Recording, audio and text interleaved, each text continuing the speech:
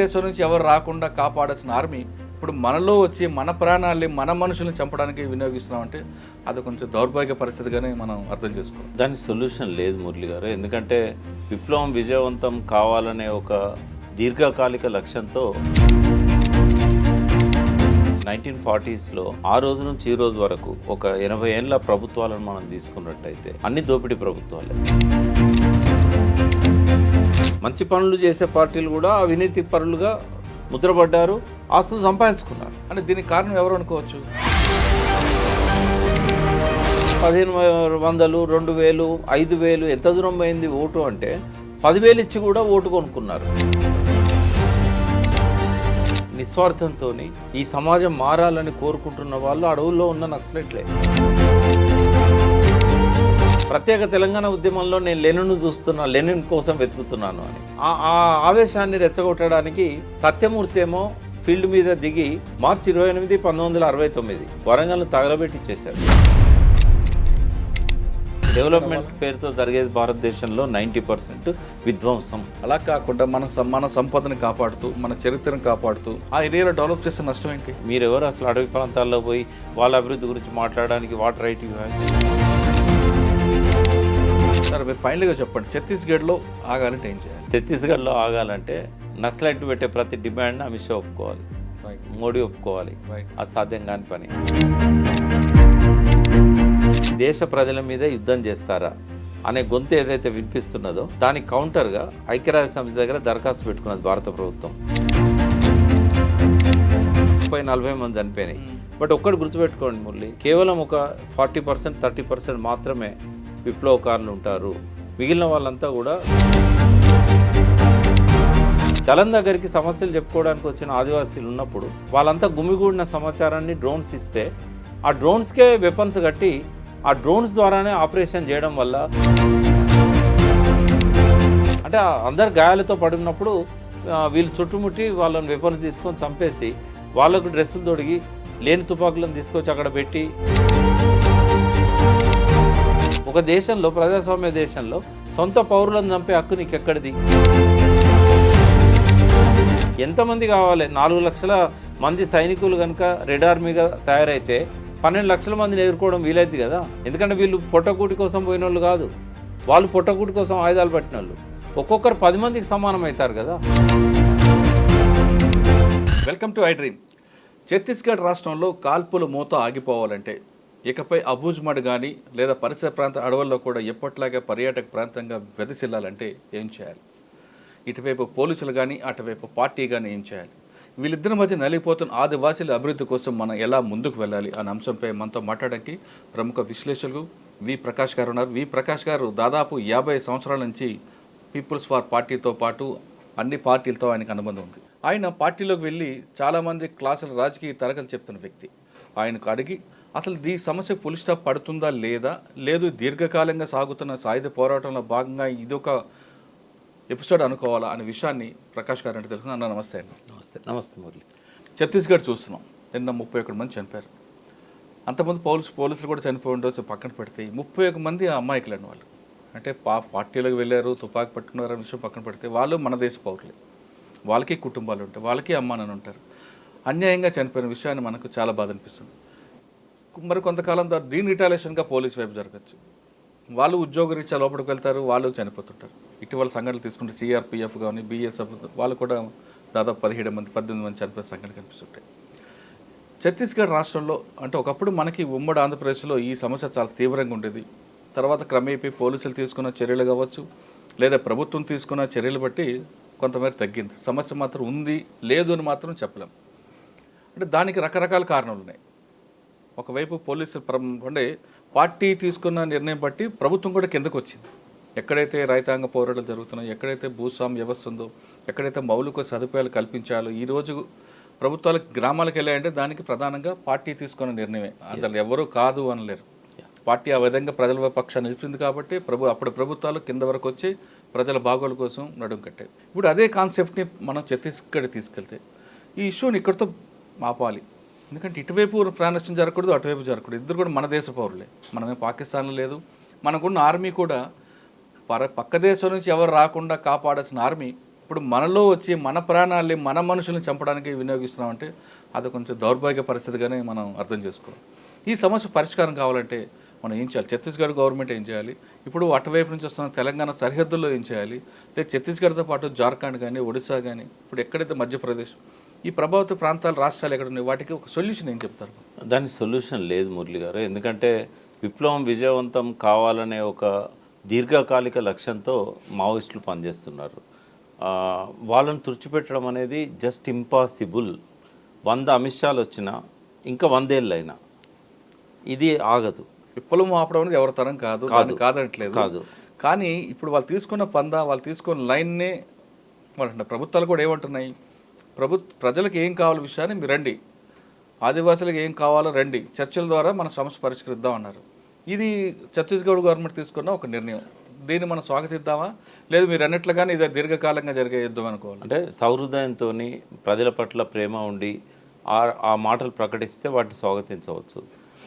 మనం చూస్తున్నాం 1940స్లో ఆ రోజు నుంచి ఈ రోజు వరకు ఒక 80 ఏళ్ళ ప్రభుత్వాలను మనం తీసుకున్నట్టయితే అన్ని దోపిడీ ప్రభుత్వాలే. నాకు చెప్పడానికి ఎటువంటి సంకోచం లేదు. ఏ విధంగా వీలైతే ఆ విధంగా ప్రజల నుంచి దోచుకోవాలనే లక్ష్యమే తప్ప రాజకీయాలు పెద్ద వ్యాపారం అయిపోయినాయి. ఒక 60-70 ఏళ్ళ కింద కొంతమంది నిజాయితీగా ఉండేవాళ్ళు, రాజకీయాలు ఉండేవాళ్ళు, ఈ దోచుకునే దొంగలు వాళ్ళ వెనకాల ఉండేవాళ్ళు, అప్పుడప్పుడు సపోర్ట్ చేసేవాళ్ళు. బట్ ఇప్పుడు దోచుకునే దొంగలే ముందుకు వచ్చారు కదా. అవును, అది ఏ పార్టీ లేదు, అన్ని పార్టీలలో మంచి పనులు చేసే పార్టీలు కూడా, మంచి పనులు చేసే పార్టీలు కూడా అవినీతి పరులుగా ముద్రపడ్డారు, ఆస్తులు సంపాదించుకున్నారు. అంటే దీనికి కారణం ఎవరు అనుకోవచ్చు? దీనికి కారణం ఇందాక చెప్తున్నట్లుగా దీనికి కారణం గతంలో ఉన్న ప్రభుత్వాలు కొంత మంచి ఉండేది, వెనక దొంగలు ఉండేవారు, నడిపించేవారు అన్నారు. కానీ ఇప్పుడు దొంగలే ముందుకు వచ్చారు, ప్రభుత్వాలు మంచి వాళ్ళు వెనక్కి వెళ్ళిపోయారు అని మీరు అంటున్నారు. ఆ బ్యాక్ సైడ్ ఉన్న షాడో ముందుకు రావడానికి ఎవరు కారణం? డబ్బు ప్రభావం. వాళ్ళు ఏం చేస్తున్నారంటే గతంలో మంచివాడ చెడ్డవాడ అనే ప్రాతిపదికన ఓట్లేసేవారు. ఇప్పుడు ఏంటంటే ఎవడు ఎక్కువ డబ్బులు ఇస్తున్నాడు అనే ప్రాతిపదికన ఓట్లు ఇస్తున్నారు. అది ఎవరిది? రెండు ప్రజల తప్పే, కానీ ప్రజలకు బలహీనత ఉంది. డబ్బు యొక్క అవసరం బాగా పెరిగిపోయింది. ఈ అవసరాలలో కనీస అవసరాలు ఒకప్పుడు ఉన్నప్పుడు ఏదో ఒక పూట తిందాం 2 పూటలకు బదులు అని అనుకునేవాళ్ళు. ఇవాళ కనీస అవసరాల కంటే ఎక్కువగా ఎలక్ట్రానిక్ గ్యాడ్జెట్స్ కానీ ఇవన్నీ కూడా ఎక్కువగా వాళ్ళను ఆకర్షిస్తున్నాయి. అంటే డబ్బు అవసరం ఎప్పుడైతే పెరిగిపోయిందో అప్పులు బాగా అవుతున్నాయి. ఇవాళ మీరు అనకుండా విలాసాల వైపు ఎప్పుడైతే ప్రజలు అడుగు పెట్టారో అని అనొచ్చా? కొంత విలాసాలు అనొచ్చు. దాంతోపాటుగా అప్పులు, కాస్ట్ ఆఫ్ లివింగ్ కూడా బాగా పెరిగిపోయింది. మళ్ళీ ఇవాళ ఫాల్స్ ప్రెస్టేజ్ ఇవన్నీ ఒక పక్కన, కనీస అవసరాలు కూడా తీరట్లేదు. ఇవాళ హస్బెండ్ అండ్ వైఫ్ సంపాదిస్తే కూడా వాళ్ళకు ఇల్లు కిరాయి కట్టి జీవించే అవకాశం కనబడట్లేదు. అర్బనైజేషన్ ఎక్కువైంది. అర్బనైజేషన్లో ఏంటంటే ఈ కాస్ట్ ఆఫ్ లివింగ్ ఎక్కువ ఉంటుంది. ఏదో ఒక రకంగా అప్పులు చేస్తున్నారు. 90% పాపులేషన్కి అప్పులు ఉన్నాయి. మీరు సర్వే చేసినా కూడా బయటపడుతుంది. ఈ రకరకాల అవసరాల కోసం అప్పులు చేస్తున్నారు. ఈ అప్పులు తీర్చడానికి దిగజారుతున్నారు. వాడు వచ్చి నీకు 1500, 2000, 5000 ఎంత దూరం పోయింది ఓటు అంటే 10,000 ఇచ్చి కూడా ఓటు కొనుక్కున్నారు. ఇప్పుడు ఒక బై ఎలక్షన్లో తక్కువ ఓట్ల మెజారిటీతో గెలిచిన ఒక అపోజిషన్ నాయకుడిని నీకు ఎంత ఖర్చు అయిందని అడిగా. 120 కోట్లు అయిందన్నాడు. నీకే ఆ 120 కోట్లు అయితే నీ మీద గెలవాలన్న అధికార పార్టీకి ఎంత అయి ఉంటుందన్న? వాళ్ళు 200 కోట్ల దాకా పెట్టారు. అంటే ఈ 200 కోట్లు కానీ 120 కోట్లు కానీ దేనికి పెట్టారన్న? పబ్లిక్ ఇచ్చినామని అన్నాడు. అంటే ఒక అసెంబ్లీలో 1,00,000 ఓట్లు వచ్చే వ్యక్తి 200 కోట్లు ఒక పార్టీ, 120 కోట్లు ఒక పార్టీ. అంటే ప్రజలకు ఒక్కొక్క కుటుంబానికి 25,000 నుంచి 50,000 వరకు పోయినాయి అన్న ఇక్కడ. అంటే ఇది ఏమైందంటే ఈ బలహీనత వల్ల దోపిడీ ప్రభుత్వాలే మళ్ళీ అధికారంలోకి వస్తున్నాయి. ఆ 120 కోట్లు పెట్టిన అపోజిషన్ వ్యక్తి అవి అప్పు తెరపాలంటే మళ్ళీ ఆ విలువలు పక్కకు పెట్టి ఆయన సంపాదించాల్సిందే. కాబట్టి ఎవరు నిజాయితీగా ఉంటారు? అవును. అయితే ఇక్కడ మీరు ఒక మాట చెప్పారు. ఇప్పుడు ఖర్చులు పెరిగాయి. 120 కోట్లు, 200 కోట్లు, 320 కోట్లు, ఒక్కొక్క కుటుంబానికి 25,000. కానీ ఇక్కడ రాజకీయ నాయకులు కొంతమంది ఏమంటారు, గెలిచిన వాళ్ళు ఒక్క ప్రజలకే ఇచ్చేది కాదు, రకరకాల వ్యవస్థల్లో ఉన్న భాగాలన్నీ కూడా, అంటే కొంతమంది పబ్లిసిటీ అని, కొంతమంది పేపర్లు అంటూ, కొంతమంది మీడియా అంటూ, కొంతమంది తాగుడని, అంటే బిలో లోవర్ ప్లే ఉంటారు కదా, వాళ్ళ వరకు కొంత ఇస్తే, మిగతా మిడిల్ క్లాస్ కొంత ఇస్తే, ఇంకా ఎవరికి ఏ రకంగా దోచుకోవాలో ఎలక్షన్ టైంలో దోచుకుంటారు కాబట్టి మేము వ్యాపారం చేయాల్సిందే అని వాళ్ళు అంటున్నారు. ఇట్లా తయారైంది వ్యవస్థ. దీనివల్ల అల్టిమేట్గా బలవుతున్న వాళ్ళు ఎవరు? వాళ్ళు ప్రజలే. కాబట్టి ప్రజల లోపల ఆ బలహీనత పోగొట్టకపోతే దోపిడీ ప్రభుత్వాలే వస్తాయి. అది ఎవరు తీసుకోవాలా బాధ్యత? ఇక్కడ అసలు పాయింట్ మనం డిస్కస్ చేయాల్సిన అవసరం ఉంది. ఇప్పుడు దీనికి భారతదేశంలో విప్లవ పరిస్థితికి విప్లవ విజయవంతం కావడానికి ఇవన్నిటికి ఒక థ్రెడ్ లాగా సంబంధం ఉంటుంది. అయితే ఎవరు బాధ్యత తీసుకుంటారని సమాజం పట్ల ఇవాళ ప్రభుత్వాలు తీసుకోవాలిగా, తీసుకోవట్లేదు. అపోజిషన్ పార్టీలు తీసుకుంటున్నాయా? లేదు. మరి ఎవరు తీసుకోవాలి చెప్పండి మీరే. అది ఓన్లీ విప్లవ పార్టీలే తీసుకోవాలి. ఓకే. ఇప్పుడు సమాజంలో ఉన్న రుగ్మతలను రూపమాపే డాక్టర్లు ఎవరు అంటే వాళ్ళే. ఎవరైతే నిస్వార్థంతో ఈ సమాజం మారాలని కోరుకుంటున్న వాళ్ళు అడవుల్లో ఉన్న నక్సలైట్లే. ఇంకా బయట ఉన్న వాళ్ళంతా రిఫార్మ్స్ కోరుకుంటారు. ఉద్యోగులకు సాలరీస్ ఎక్కువ కావాలని ఉద్యోగ సంఘాలు కోరుకుంటాయి. రైతులకు కొంత గిట్టుబాటు ధర రావాలని చెప్పి రైతు సంఘాలు కోరుకుంటాయి. రాజకీయ నాయకులు ఏదో ఒక ఓట్ల కోసం రైతులను ఆకర్షించడానికి రైతు బంధువులు, రైతు భరోసాలు పెడతాయి. బట్ సిన్సియర్గా ఈ సమాజంలో మార్పు రావాలి, మౌలికంగా మార్పు రావాలి, ప్రజల ఆలోచనలలో మార్పు రావాలి, ప్రజలు మంచిగా ఉండాలి, ఎటువంటి దోపిడీ వాళ్ళ మీద జరగకూడదు, ఏ ప్రభుత్వమైనా గార్డియన్ లాగా ఉండాలి తప్ప వనరులను దోచుకోకూడదు. ఇవాళ మైనింగ్ మాఫియా అనేది విపరీతంగా ఉంది. ఛత్తీస్గఢ్లో కానీ జార్ఖండ్లో కానీ ఎక్కడ అడవులు ఉన్నాయో అక్కడే మైనింగ్ ఉంది. ఆ మైనింగ్ మాఫియా ఈ వనరులను అన్నిటి ఖాళీ చేస్తూ ఉన్నది. చైనాలో ఏం జరుగుతుంది? చైనాలో బొగ్గు ఉన్నా, చైనాలో ఇనుము ఉన్నా, అన్నీ ఉన్నా వాళ్ళు విదేశాల నుంచి దిగుమతి చేసుకుంటారు. వాళ్ళ దగ్గర వనరులను వాళ్ళు ముట్టడం లేదు. రేరెస్ట్ ఎక్కడైతే లిథియం లాంటి ఎక్కడ ప్రపంచంలో దొరకాయో అవి మాత్రమే వాళ్ళు అవసరాల కోసం తీస్తాను తప్ప వాళ్ళు సామాజిక వనరులను వందల వేల సంవత్సరాల నుంచి వస్తున్న వాటిని వాళ్ళు బయటికి తీయడం లేదు. మనం ఎందుకు తీయాలి? బొగ్గునంతా ఖాళీ చేస్తున్నావు, సమతుల్యత దెబ్బతింటుంది. చెప్తున్నట్లుగా ఇందాక ప్రభుత్వాలే బాధ్యత తీసుకోవాలి అంటే ఎవరు తీసుకోవట్లేదు. కేవలం కమ్యూనిస్ట్ పార్టీలు మాత్రమే ఇటువంటి ప్రజల పక్షాన్ని నిలబడి వాళ్ళ ఆలోచన ధోరణి మార్చి వాళ్ళకి రాజకీయ చైతన్యం కల్పించడం పట్ల కానీ విలాసాలకు వెళ్లకుండా ఉండే బాధ్యత బరువు భుజం మీద తీసుకుందనే విషయం గతంలో మనం చూసాం. వేసుకున్నారు బట్ ప్రాపర్ పద్ధతిలో వాటిని ప్రొటెక్ట్ చేయడానికి అవసరమైన నిర్మాణాలు కానీ ఉద్యమాలు కానీ చైతన్యాన్ని కానీ వాళ్ళు ఇవ్వడం లేదు. ఓకే. కానీ గతంలో ఆ విధంగా వేసుకోబట్టే అప్పట్లో ప్రజలు కానీ అందరూ కూడా వాళ్ళకి ఆదరించారు. ఆ విధంగా ఆదరించబట్టే ప్రభుత్వాలు కూడా కిందకి దిగాయి. కానీ ఇప్పుడున్న ట్రెండ్ మారింది. ఇప్పుడు జనరేషన్ మారిపోయింది. ఇప్పుడు అంతా instant justice, instant coffee type వచ్చారు. దీర్ఘకాలంగా పోరాటం చేద్దాం, వాళ్ళ ఆలోచనలు మారుద్దామని ఆలోచించుకునే జనరేషన్ కాదు ఇది. ఈ జనరేషన్ తగ్గట్టే మనం కూడా మారాలంటారా, లేదు పాత పద్ధతులను వెళ్ళడం ఉపయోగం? అంటే ఛాలెంజెస్ అనేటివి ఎప్పుడు ఉంటాయి. ఎప్పుడూ లేనన్ని ఛాలెంజెస్ ఇవాళ మావోయిస్టులకు కానీ విప్లవ పార్టీలకు కానీ ఉన్నాయి. ఆ ఛాలెంజెస్లలో ఒకటి ఏంటంటే ఈ ఆకర్షణలు, విలాసాలు, తర్వాత ఆర్థిక సమస్యలు, కుటుంబాలను వదిలిపెట్టి పోలేని పరిస్థితి, ఇవన్నీ కూడా వాటికి రిక్రూట్మెంట్కి అడ్డు వచ్చే సమస్యలుగానే ఉంటాయి. వాళ్ళు మాత్రం ఫర్మ్గా ఇప్పుడు నాకు తెలిసి ఒక 20,000 మంది కృతనిశ్చయంతో చావో రేవో విప్లవం కోసం పనిచేసే వాళ్ళు భారతదేశంలో ఒక 20,000 మంది ఉన్నారనేది నా అంచనా. అందులో అందరూ యూనిఫామ్ వేసుకున్న వాళ్ళే కాకపోవచ్చు. ఇప్పుడు చాలా అడ్వాన్స్డ్ స్టేజ్లో కూడా ఉన్నారు వాళ్ళు. ఉదాహరణకు ఒకప్పుడు దళాలే ఉండేటి. దళాల కంటే ముందు మామూలు బట్టలలో నగరాలలో గ్రామాలలో అందరి మధ్యలో మనుషుల్లాగా ఉంటూనే వాళ్ళ దైనందిన కార్యక్రమాలు చేసుకుంటూనే యాక్షన్స్ అనేటివి చేసేవాళ్ళు. బట్ 1980స్లో ఎప్పుడైతే పీపుల్స్ వార్గా పేరు మార్చారో, ఏప్రిల్ 22 లెనిన్ జయంతి 1980, ఆ రోజు కొండపల్లి సీతారామయ్య గారి నాయకత్వంలో సత్యమూర్తి, నల్ల ఆదిరెడ్డి కావచ్చు, గణపతి కావచ్చు, కిషన్జీ, కోటేశ్వరరావు వీళ్ళంతా కలిసి ఏం చేశారంటే దాన్ని పీపుల్స్ వార్ అని పెట్టారు. CPI ML People's War. అంతకుముందు సెంట్రల్ ఆర్గనైజింగ్ కమిటీ పేరుతో నడిచింది.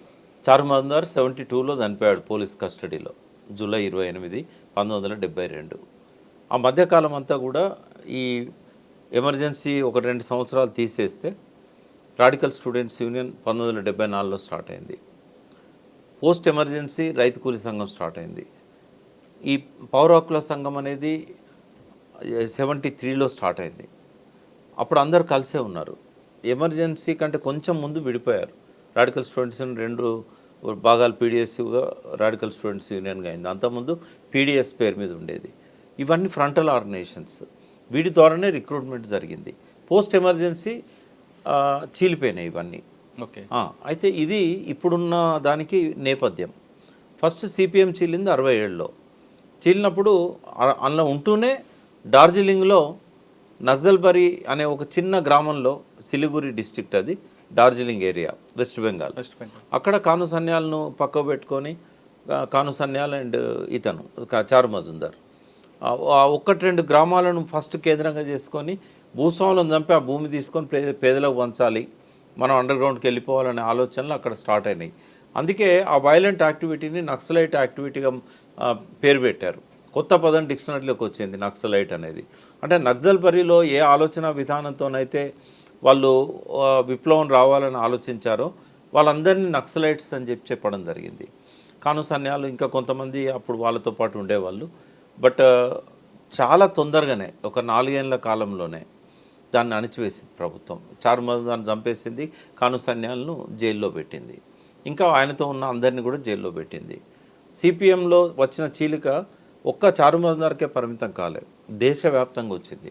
అందులో నెక్స్ట్ మనం పరిగణలోకి తీసుకుంటే ఎక్కువ సంఖ్యలో సిపిఎం నుంచి నక్సలైట్ వైపు పోయింది ఎవరు అని అంటే విప్లవకారులు ఇక్కడ మన ఆంధ్రప్రదేశ్ రాష్ట్రంలో. అప్పుడు ఆంధ్రప్రదేశ్ 67లో 68లో ఇక్కడ చీలిక వచ్చింది, అక్కడ 67లో వచ్చింది. 68లో వచ్చిన చీలికలో కేవలం ఒక 15-20% మంది మాత్రమే సుందరయ్య గారితో ఉన్నారు.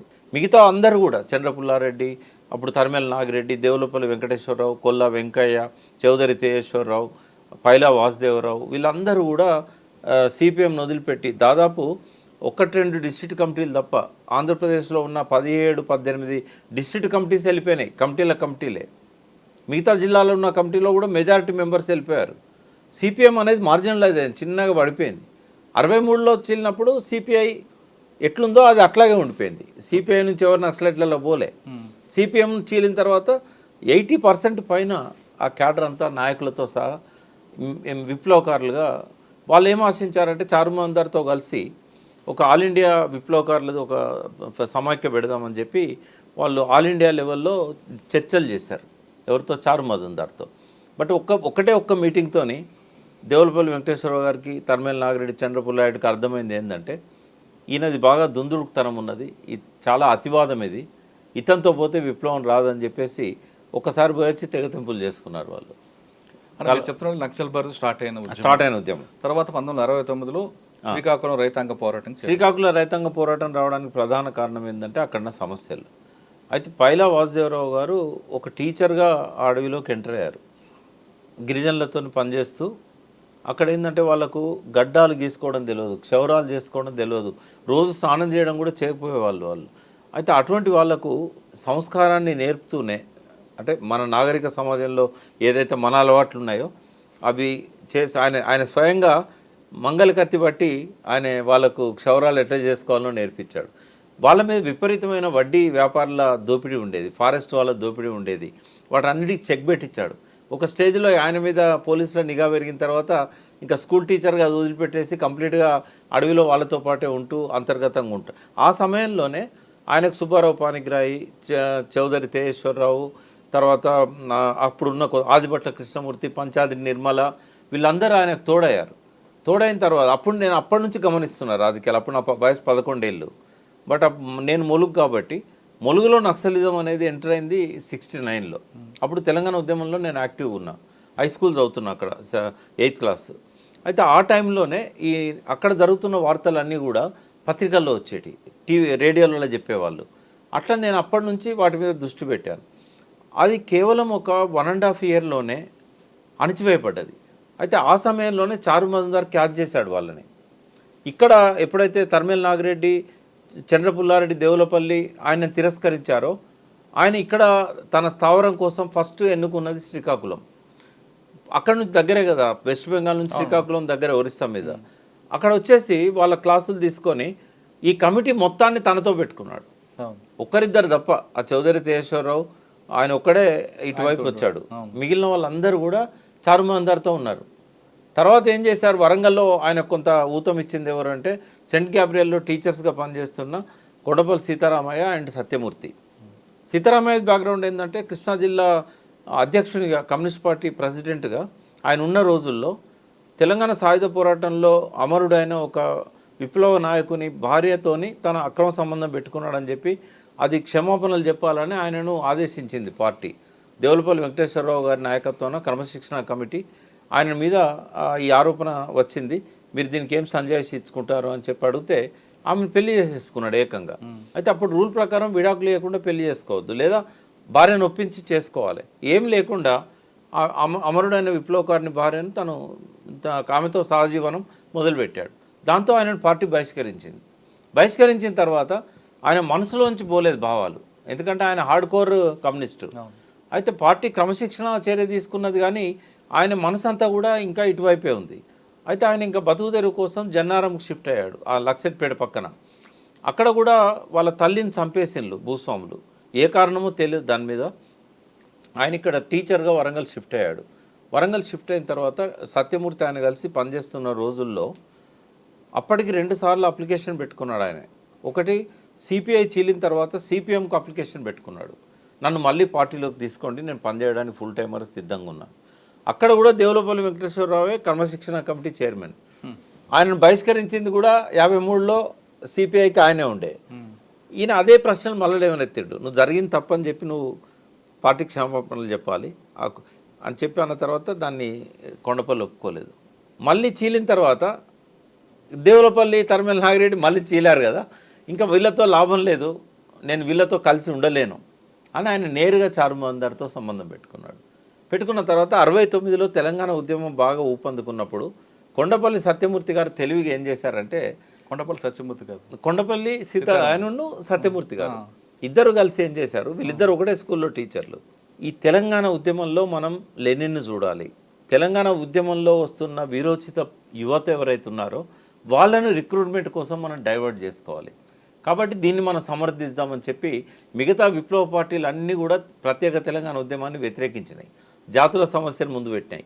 తెలుగు జాతి ఒకటి, ఈ జాతిని చీల్చే ఏదైనా కూడా అది విప్లవ ద్రోహమే అని చెప్పేసి వాళ్ళు సిద్ధాంతీకరిస్తే, వీళ్ళు ప్రజలు పాల్గొనే ఏ పోరాటాన్నైనా మనం బలపరచాలి, ఇది పాలక వర్గాలను బలహీనం చేసే చర్యగా చూడాలి అని చెప్పి వీళ్ళు ఆనాడు ప్రత్యేక తెలంగాణ సమర్థించారు. వరవరరావు గారు కూడా రాశారు సూచనలో, ప్రత్యేక తెలంగాణ ఉద్యమంలో నేను లెనిన్ను చూస్తున్నా, లెనిన్ కోసం వెతుకుతున్నాను అని. ఆ ఆవేశాన్ని రెచ్చగొట్టడానికి సత్యమూర్తి ఏమో ఫీల్డ్ మీద దిగి మార్చి 28, 1969 వరంగల్ను తగలబెట్టిచ్చేశాడు, ఆస్తులను ధ్వంసం చేయించాడు. జనవరిలోనే జరిగింది యాక్చువల్గా. మార్చి 28 నాడు ఆర్ఈసీలో గొడవైంది. బట్ జనవరి 28, 29 తేదీలలో తమ్మనపల్లి సీతారామాంజనేయులు అని చెప్పి అక్కడ ఒక Andhra settler, rice mill, Kakatiya theatre, Sitarama theatre, ఇవన్నీ ప్రైమ్ థియేటర్స్ అవి. అయితే మొత్తం రైస్ మిల్లుని తలగబెట్టాడు, ఆయన ఇంటిని తలగబెట్టాడు, ఇంకా థియేటర్స్ తలగబెట్టలేదు. అటెంప్ట్ జరిగింది. అది వరంగల్ను బగ్గు అనిపించింది. ఆ టైంలో మూమెంట్ ఒక్కసారి లేచి చల్లారింది తెలంగాణ ఉద్యమం. ఆ చల్లారిన దాన్ని మళ్ళీ లేపడానికి సత్యమూర్తి స్వయంగా ఇన్వాల్వ్ అయ్యి చేసింది. అది ఎవరో చెప్పింది కాదు, ఆయనే నాకు చెప్పింది.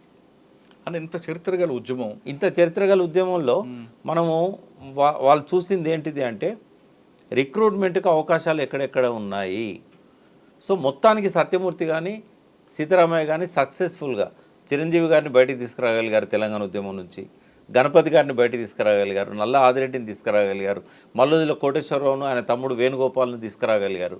వీళ్ళందరితోనే విప్లవ పార్టీ తెలంగాణలో స్టార్ట్ అయ్యి మార్చ్ ఏప్రిల్ ఆ టైంలో చారుమందాన్ని ఇన్వైట్ చేశారు అహోబిలం, ఇది నల్లమల్లలో. అక్కడికి చారుమందాన్ని మొదటిసారి చివరిసారి మళ్ళీ రాలేదు ఆయన పిలిచి ఏం చేశారంటే, ఆంధ్రప్రదేశ్లో విప్లవ కమ్యూనిస్టుల సారథ్యంలో జరుగుతున్న ఉద్యమం ఒకవైపు అయింది, తరిమల నాగిరెడ్డి, చంద్రపుల్లారెడ్డి, ఇటువైపు ఏమో ఆ దేవులపల్లి వెంకటేశ్వరరావు గారు దానికి మెంటర్, ఇటు పక్కనేమో చారు మజుందార్ నాయకత్వంలో 13 మందితో ఒక కమిటీ వేశారు. ఆ మీటింగ్కి ఎందుకో సీతారామయ్య గారు పోలేదు, ఆయనకి ఏదో కోర్టు కేసో ఏదో ఉండి ఆయన పోలేదు. ఆయన కొడుకుని పంపించాడు చంద్రశేఖర్ సత్యమూర్తి కలిసిపోయారు. చంద్రశేఖర్ ఆర్ఈసీలో స్టూడెంట్ ఉండే, తర్వాత ఆయన చనిపోయాడు. ఎట్లా చనిపోయాడు అనేది వివరాలు లేవు, కానీ మొత్తానికి ఆయన అంతర్ధానం అయిపోయాడు.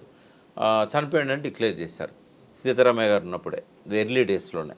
బట్ ఆ కమిటీ ఏదైతుందో ఈ వరంగల్ను కేంద్రంగా చేసుకొని కరీంనగర్, ఆదిలాబాదు, నాగపూర్ దాకా ఇటు ఎక్స్పాండ్ అయ్యారు ఎమర్జెన్సీ అనంతరం వరకు. సో ఎప్పుడైతే చారుమూలధర్ చనిపోయాడో దేశవ్యాప్తంగా కూడా ఆ పార్టీ క్యాడర్కి అందరికి కూడా మళ్ళీ ఆయన నాయకత్వం కిందకి తీసుకొచ్చుకొని ఇవాళ ఏదైతే మావోయిస్టుల పేరుతోనున్న ఈ పెద్ద వ్యవస్థ అటవీ ప్రాంతాల్లో 7 రాష్ట్రాలలో ఉన్న దండకారణ్యం మొత్తము ఎవరి చేతిలో ఉన్నదో వీళ్ళందరికీ ఒక మెంటర్గా, ఒక సిద్ధాంతకర్తగా ఎదిగింది ఎవరు అని అంటే సీతారామయ్య గారే. ఇది నేపథ్యం. ఈ నేపథ్యం నుంచి మనము కొన్ని విషయాల్లోకి వెళ్దాం. అంటే మీరు ఒక్కసారి వెనక్కి వెళ్తే ఇంత చరిత్ర గల పార్టీకి కొండపల్లి సీతారామయ్య గారు వీళ్ళందరూ ఆయన్ని చూసి ఇప్పుడు అజ్ఞాతులు ఉన్న నంబాల కేశవరావు కావచ్చు, లేదంటే తక్కెడపల్లి వాసుదేవరావు అలియా శాసన, లేదంటే మల్లోజు రాజిరెడ్డి గారు, వీళ్ళందరూ కూడా వచ్చారు. నంబాల కేశవరావు గారు అలియాస్ బసవరాజు ఉన్న, లేదా గాజర్ల రవి గారు, వీళ్ళందరూ కూడా వాళ్ళ మోటివేట్తోని ఆ భావాజాల ప్రభావంతో వచ్చిన వారు ఉన్నారు కాబట్టి పార్టీ ఈ రోజు కూడా నిలబడింది. ఇప్పుడు మనం తీసుకున్న మావోయిస్ట్ పార్టీలో సెంట్రల్ కమిటీలో ఉన్న వాళ్ళు 16 మందిలో మన వాళ్ళు ఎక్కువ కనిపిస్తారు. అంటే వాళ్ళకు ఒక ఐడియాలజీ, పేద ప్రజలకు ఏదో చేయాలని తప్ప లేదు. వాళ్ళకి ఎన్ని రకాల ప్రభుత్వాలు ప్రలోభాలు పెట్టినా, వాళ్ళ కుటుంబాలకు చిత్రహింసలు గురి చేసినా బయటికి రాకుండా చివరి వరకు నా ప్రాణంకి ప్రజలకే అంకితం, మా తల్లిదండ్రులందరూ కూడా వీళ్ళలో చూసుకుంటామనే మనస్తత్వం అవ్వగల వాళ్ళు. అంత క్యాడరు, అంత బలమైన వ్యక్తులు వీళ్ళందరూ కూడా ఆషామాషికి వచ్చిన వాళ్ళు. అందరూ కాలేజీలో చదువుకొని యూనివర్సిటీ స్టూడెంట్స్ వీళ్ళందరూ, అది మీకు తెలుసు. కానీ క్రమేపీ పార్టీ అంటే అప్పుడు ప్రజల అవసరాలను గుర్తించి ఆ లైన్లో వెళ్ళింది కాబట్టి పార్టీని ప్రజలు హక్కును చేర్చుకున్నారు. వాళ్ళకి ఏమైనా కష్టం వస్తే వీళ్ళే అడ్డుకునేవారు ప్రజలే. కానీ ప్రజల అవసరాలు మారాయి. మీరు మనం అనుకుందాక డిస్కస్ చేసిన విలాసాల వైపు, వినోదాల వైపు, తాత్కాలిక సుఖాల వైపు వెళ్తున్నప్పుడు పార్టీకి ప్రజలకు ఏం కావాలి విషయాన్ని పక్కన పెట్టి ఆ పాత లైన్లోనే మనం పోరాటం చేపట్టి ఇప్పుడు కొత్త జనరేషన్ ఎవరు అందులోకి పార్టీలోకి వెళ్ళట్లేదు అనే విషయం చాలా క్లియర్గా ఉంది. మీరు ఇందాక చెప్తున్నట్టు 20,000 మంది చాలా తెలివిగా ఉన్నారు అని అంటారు, చాలా పకడ్బందీగా ఉందంట. 140 కోట్ల మంది భారతీయులకి 20,000 మంది వీళ్ళు ఏమైనా చేయగలరా? అంటే విప్లవోద్యమాల చరిత్రను మనం పరిశీలించినట్టయితే జార్జ్ చక్రవర్తుల కాలంలో రష్యాలో ముందు విఫలమై తర్వాత విజయవంతమైన అక్టోబర్ రెవల్యూషన్ కానీ, అప్పుడు వేరండి, ఇప్పుడు మారింది కదా. నాకు చెప్పనియండి, రష్యా విప్లవం విజయవంతమైనప్పుడు కానీ, చైనాలో మావో రెడ్ ఆర్మీ ద్వారా ఆయన సాధించిన విప్లవంలో కానీ పాల్గొన్న వాళ్ళు ప్రభావిత ప్రాంతాలు నాట్ ఈవెన్ 10%. అంటే పాపులేషన్లో ఒక 10% తప్ప విప్లవంలో పాల్గొనలేదు. ఆ ఏనాన్ అనేది ఏదైతే ఫస్ట్ విముక్తి ప్రాంతం చైనాలో అయిందో అది మొత్తం చైనాను చూసినప్పుడు ఒక చిన్న ప్రాంతం, ఒక ప్రావిన్స్ అది. అంటే మొత్తం భారతదేశానికి తెలంగాణ ఒక ఏనాన్ కావాలనేది తెలంగాణ సాయుధ పోరాటం కాలంలో అప్పుడున్న విప్లవకారులు భావించారు. ఆ టైంలో ఏనాన్ అనేది ఒక బేస్గా ఏర్పడ్డది. ఓకే, అంటే మొత్తం చైనా ప్రజలంతా విప్లవంలో పాల్గొన్నారా? మొత్తం చైనా యూత్ అంతా రెడ్ ఆర్మీలో పాల్గొన్నారు? Not even 10%. రైట్. రష్యాలో కూడా కార్మికులు కొద్ది మంది కలిసి లెనిన్ నాయకత్వాన ఆ జార్జ్ చక్రవర్తి పాలనను కూలదోశారు. భారతదేశంలో కూడా అదే జరుగుతుంది. ఇప్పుడు మొత్తం సైన్యం సంఖ్య ఎంత? 12 లక్షలు. ఓకే, 140 కోట్ల మందిలో ఈ దేశ సరిహద్దులను కాపాడేది 12 లక్షల మంది రకరకాల పేర్లతోని. బటాలియన్స్ కావచ్చు, రాష్ట్రాలలో ఉన్న బటాలియన్స్ కావచ్చు, బార్డర్ సెక్యూరిటీ ఫోర్స్ కావచ్చు, ఇండియన్ ఆర్మీ కావచ్చు, నేవీలో ఉన్న వాళ్ళు కావచ్చు, ఎయిర్ ఫోర్స్లో ఉన్న వాళ్ళు కావచ్చు, ఇండో టిబెటన్ ఫోర్స్ కావచ్చు, సిక్ రెజిమెంట్ కావచ్చు, మొత్తం సంఖ్య 12 లక్షలు. ఈ 12 లక్షలు కాక రాష్ట్రాల్లో ఉన్న పోలీసులు ఉంటారు. ఎంత మొత్తం తెలంగాణ అంతా కలిస్తే 1,00,000 మంది పోలీసులు ఉన్నారా? లేరు, నాకు తెలుసు లేరు. 2 రాష్ట్రాల్లో కలిపితే 1,00,000 మంది ఉంటారు. ఒకప్పుడు అయితే 56,000 మంది, ఇప్పుడు డబుల్ అయితే 1,00,000 మంది ఉంటారు కావచ్చు. సో వీళ్ళందరూ కలిస్తే రాష్ట్రాల్లో ఉన్న పోలీసులు అందరూ ఆ రాష్ట్రాల్లో వీళ్ళు యుద్ధం జరిగినప్పుడు పోలీసులు వాళ్ళకి రారు, వచ్చినా నిలబడరు వాళ్ళు. మనం మెయిన్గా చూడాల్సింది 12 లక్షలే. విప్లవ పరిస్థితి తీసుకురాగలుగుతామనే నమ్మకం ఈనాటికి కూడా మీరన్న ఇప్పటి సంబాల కేశవరావు దగ్గర నుంచి ఎవరైతే ఉన్నారో గణపతి కావచ్చు వీళ్ళందరికీ ఇంకా ఎందుకు మిగిలింది అని అంటే భారతదేశ నైసర్గిక పరిస్థితులు, ప్రజల్లో ఏదైతే సమస్యలు ఉన్నాయో వాటిని పునాదిగా చేసుకొని విప్లవం వస్తుందని ఇంకా వాళ్ళు నమ్ముతున్నారు. ఒకవేళ వాళ్ళకి కనుక ఆ నమ్మకం పోయి ఉంటే ఎప్పుడో ఆ పార్టీని వైండప్ చేసేవాళ్ళు, బయటకు వచ్చేవాళ్ళు. ఓకే, ఇప్పుడు ఎందుకు రావట్లేదు, పరిస్థితులు ఏందో కూడా నేను చెప్తాను. సమస్య మీరు చెప్పారు ఇప్పుడు ఎక్కడ చైనాకి మనకి. ఇక్కడ మనకున్న కల్చర్, మన ప్రజల యొక్క మనస్తత్వం అనేది డిఫరెంట్ ఉంటుంది. పక్కింటోడికి ఏం జరగదు, నాకు అవసరం లేదు అనుకునే భావన ఉన్న ప్రజలు ఇప్పుడు. మీరు అన్నట్లు గతంలో అందరు అట్లుంటారా మురళి? ఇప్పుడు నేనున్నా మీరున్నారు, ఒక్క నిమిషం. అర్బన్ కల్చర్ వేరు, రూరల్ కల్చర్ వేరు, రైట్?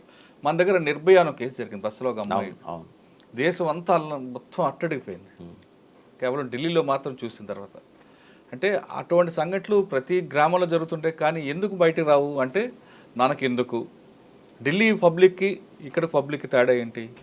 ఢిల్లీలో రకరకాల పబ్లిక్ వస్తుంటారు, వాళ్ళ మైండ్ సెట్ వేరేగా ఉంటుంది. ఒక ఇన్సిడెంట్ జరిగిందంటే వాళ్ళ ఆటోమేటిక్ వాట్సాప్ గ్రూప్లో ఒక్క నిమిషం నేను చెప్తాను, కంప్లీట్ అవ్వండి. అటువంటి సంఘటనలు ఇంకో చాలా జరిగినప్పుడు ఎందుకు కల్పించుకోరంటే మనకెందుకు? ఆ కేసు కోర్టులు పోలీసు చుట్టూ ఎవరు తిరుగుతారు, కోర్టు చుట్టూ ఎవరు తిరుగుతారన్న భావన ఉంటుంది. ఈ కల్చర్ ఉన్న ప్రజలకు అంటే అందరూ మీరు అన్నట్లుగా అందరూ వాళ్ళకు ఉండరు, ఒక 10% అటు ఉంటారు, 10% ఇటు ఉంటారు. ఇటువంటి మైండ్ సెట్ ఉన్న ప్రజల మధ్యన మన అనాలిసిస్ కరెక్ట్ ఉంటుంది అంటారా? అంటే ఇది జనరలైజ్ చేసి చూసే విషయం కాదు.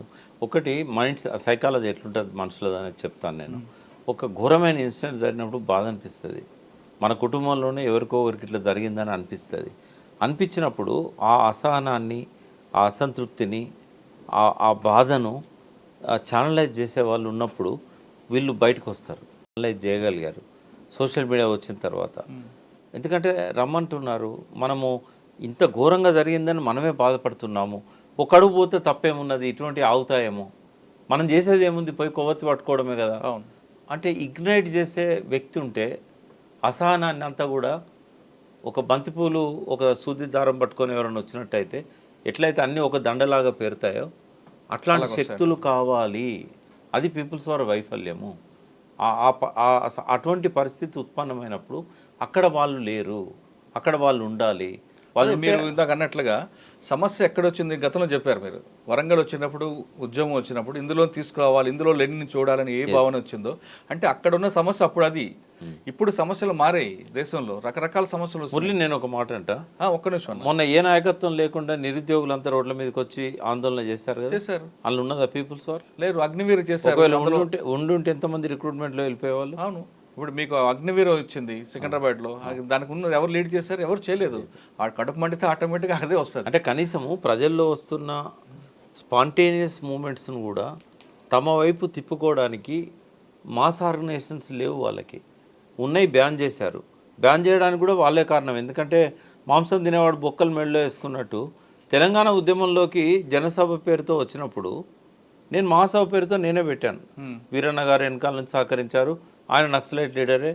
చెరుకు సుధాకర్ను, నన్ను, అంటే చెరుకు సుధాకర్ ఒక డాక్టరు, నేను ఒక అడ్వకేటు, భరత్ కుమార్ ఒక అడ్వకేటు, బెల్లయ్య నాయక్ ఒక ఇంజనీరు, మాలాంటి వాళ్ళని ముందు పెట్టేమో తెలంగాణ మహాసభ చేశారు. ఇది సక్సెస్ఫుల్గా నిలబడ్డది. జనసభ మొదటి మీటింగ్ రోజే Varavara Rao main speaker, Yasin Malik Kashmiri Hurriyat Conference అధినేత రెండవ స్పీకర్, వివిధ రాష్ట్రాల్లో నక్సలైట్లతో అనుబంధంగా ఉన్న సంఘాల నాయకులంతా డయాస్ మీద కూర్చుంటారు. డయాస్ మీద ఒక ప్రకాష్కి స్థానం లేదు. ఈ తప్పు ఎవరిది? ప్రజా సంఘాలు అనే పేరుతోని అవి కూడా మాయే అనే ఒక మెసేజ్ ఇస్తే అవి నిలబడగలుగుతాయా? చంపేశారు కదా అందరినీ. అంటే వైఫల్యం అనేది, వైఫల్యాలకు సంబంధించిన అంశాలను కనుక మనం పీపుల్స్ వార్లో చూసినట్టయితే ఓ 2-3 గంటలు మాట్లాడుకోగలుగుతాం. వాళ్ళు దాని నుంచి ఏం గుణపాఠాలు తీసుకుంటున్నారు? అంటే మీరు ఒప్పుకుంటారా పార్టీ అనేది అసలు పాత లైన్లో వెళ్ళబట్టే, ప్రజలకు ఏం కావాలో ఆ సమస్య పక్కన పెట్టబట్టే? మామూలు సాధారణ ప్రజలకు అర్థం కావాలంటే ఒక మాట చెప్తాను. పద్మవ్యూహంలోకి అభిమన్యుడు పోయాడు. అతను తల్లి కడుపులో ఉన్నప్పుడు పద్మవ్యూహంలోకి పోవడం వరకే ఆయన నేర్చుకున్నాడు, బయటికి రావడం అనేది నేర్చుకోలేదు.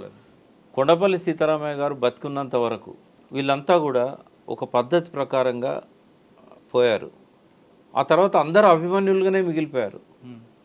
నెక్స్ట్ లెవెల్కు తీసుకుపోవడానికి వాళ్ళ దగ్గర ఆలోచన ఉందేమో లేదో మనకు తెలియదు, కానీ కార్యరూపాలు చూసినట్టయితే, వాళ్ళ కార్యాచరణ చూసినట్టయితే అక్కడే ఆగిపోయారు. ఆ పద్మవ్యూహంలో చిక్కుకొని చంపబడుతున్నారు. రిక్రూట్మెంట్ లేదా అంటే ఉంది, కానీ నెక్స్ట్ లెవెల్కి తీసుకుపోవడానికి గత 97 నుంచి ఈరోజు వరకు అది నెక్స్ట్ లెవెల్కు పోతున్నదని నేను అనుకోవట్లేదు. సబ్జెక్టివ్గా చూసినప్పుడు వాళ్ళ సంఖ్య కొంత పెంచుకున్నారు. 97 నుంచి ఇప్పటి వరకు ఫస్ట్ దళాలు ఉండే, ప్లాటూన్స్ అయినాయి, ప్లాటూన్స్ కంపెనీలు అయినాయి, కంపెనీ నుంచి బటాలియన్స్ అయినాయి, గెరిల్లా వార్ఫేర్ స్టార్ట్ అయింది. ఇప్పుడు యుద్ధంగానే ప్రకటించారు.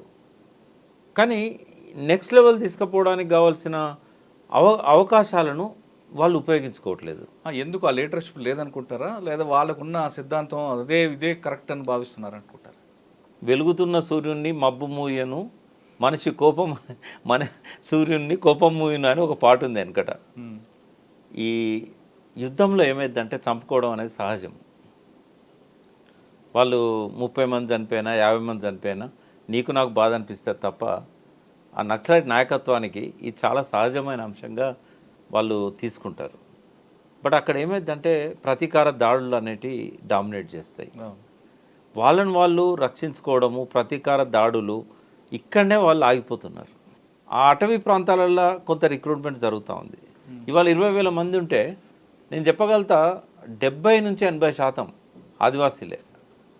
అడవుల్లో ఉన్న ఆదివాసీలు కావచ్చు, ప్లేన్ ఏరియాలో ఉన్న ఆదివాసీలు కావచ్చు.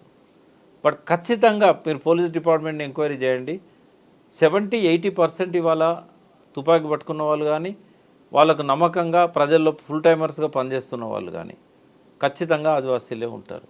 అది పోలీసులు చెప్పకల రికార్డ్స్, చనిపోయిన రికార్డ్స్ కూడా చెప్తాయి. అయితే ఏమైతుంది, సల్వార్ జుడు అని పేరు మార్చి దానికి డిఆర్ని పెట్టారు కదా, అందులో కూడా వాళ్ళే డౌటే లేదు. అయితే కౌంటర్గా పోలీసులు వాడేది కూడా వాళ్ళనే. బట్ ఏది ఏమైనా కూడా పద్మవ్యూహంలో చిక్కుకున్నట్టుగానే భారత విప్లవ పరిస్థితి ఉంది, విప్లవకారుల పరిస్థితి ఉంది. అంటే అందరూ అభిమానులే తప్ప అభిమానులే అవుతున్నారు, అర్జునుడు అవ్వట్లేదు. ఎందుకంటే ఆ నెక్స్ట్ లెవెల్ తీసుకుపోవడానికి కృష్ణుడు లేడు. కృష్ణుడు కొండపల్లి సారథ్యం అంటే కొండపల్లి సీతారామయ్య లాగా, అంటే ఆయనకు చరిత్ర ఉంది కదా. 1948 సాయుధ పోరాటంలో ఉన్న వ్యక్తి. అప్పుడే కృష్ణా జిల్లా సీతారామ టాపిక్ తీసుకొచ్చారు కాబట్టి ఒక క్వశ్చన్ అడుగుతా.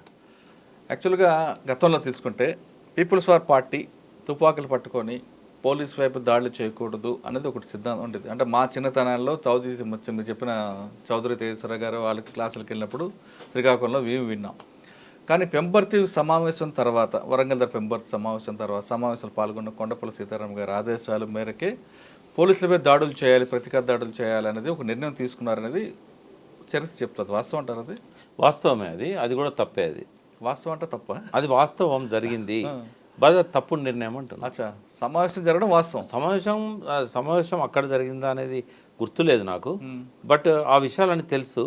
ఆ నిర్ణయం తీసుకున్నది తప్పు అంటున్నాను నేను. ఫస్ట్ ఏంటంటే ఇప్పుడు ప్రతీకార దాడులు అనేటివి ఉండవు, యుద్ధం స్టార్ట్ అయినప్పుడే ఉంటాయి. ప్రతీకారం అనేదే కొంపముంచింది. ఈ నిర్బంధం పెరగడానికి, ప్రజా సంఘాలు పనిచేయలేకుండా ఉండడానికి కారణమే ఈ టార్గెటెడ్ హత్యలు. ఒకటేమో చారుమజుందార్ 72 జూలై 28న పోలీసు లాకప్లో చనిపోవడానికంటే కొద్ది నెలల ముందు ఏ గుణపాఠాలు అయితే నక్సల్బరీ ఉద్యమం నుంచి తీసుకున్నాడో, శ్రీకాకుళం ఉద్యమంలో జరిగిన పొరపాట్లను అవి ఎందుకు జరిగినాయనే సమీక్షలో విప్లవకారులంతా ఒక నిర్ణయానికి వచ్చారో, అవి రెండు కూడా మనం అతివాదంతో పోయినాం, వ్యక్తులను టార్గెట్ చేసి చంపాం, వ్యక్తిగత హింసావాదం తప్పనుకొని ఆ రోజు తేల్చుకున్నారు వాళ్ళు. నా చారుమజుందార్ బతుకున్నప్పుడే నేను వ్యక్తిగత హింసావాదం వైపోయినా, భూస్వాములను చంపి భూమి తీసుకుంటే ఆ భూమి రక్షించబడుతుందని నమ్మిన. కానీ అది తప్పు అనేది ప్రజలను ఇన్వాల్వ్ చేయకుండా, ప్రజలు కోరుకోకుండా ఏం చేసినా కూడా అది దీర్ఘకాలిక విప్లవానికి ఉపయోగపడదు అనేది 72లో తీసుకున్న లెసన్. మరి ఆ లెసన్ను తీసుకున్న తర్వాత కొండపల్లి సీతారామయ్య సత్యమూర్తి దాన్ని అంగీకరించారు. చారుమజుందార్ జరిగిన పొరపాటు తప్పే, మనం కూడా ఇక్కడ చేస్తున్నది తప్పే అని అనుకున్నారు. అనుకున్న తర్వాత 78-79 వచ్చేసరికి మళ్ళీ దళాలను తయారు చేసి మళ్ళీ వీళ్ళు చేసింది అదే. నేను అందుకే కొండపల్లి సీతారామయ్య గారితో ఒకసారి నేను నా జీవితకాలంలో కలిసింది 78లో పీస్ బుక్ సెంటర్ అని ఉండేది కాచిగూడలో. అయితే అంతకుముందు 7 times సత్యమూర్తి గారితో కంటిన్యూ డిస్కషన్స్ అయినాయి.